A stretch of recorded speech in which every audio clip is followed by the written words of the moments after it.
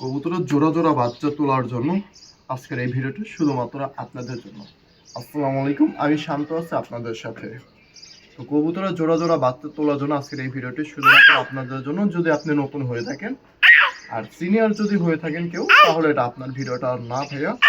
তারপরে আমি আপনাদের উল্লেখ করে দিচ্ছি, যারা জানেন তো ভালো, না জানলে সেটাও আপনারা জেনে নিতে পারেন। তো বিষয়টা হচ্ছে, কবুতর যখন ডিম পারবে, ডিম পারার পর ডিমের বাচ্চার সাইজটি কিন্তু বড় ছোট হয়ে থাকে। এতে হয় কি, বাচ্চা কিন্তু একটা মারা যায়, একটা বেঁচে থাকে।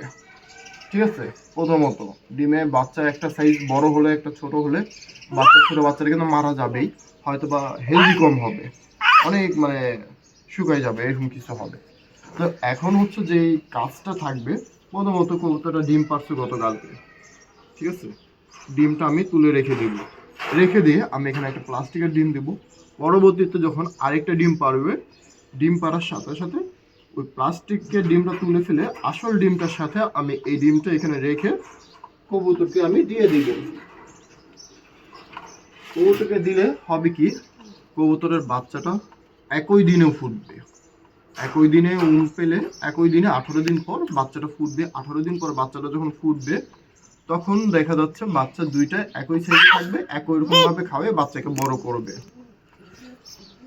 তো সবাই ভালো থাকবেন, আসসালামু আলাইকুম। আর ভিডিওটা শেয়ার করে দিবেন, অনেক কিছু শিখতে পারবেন।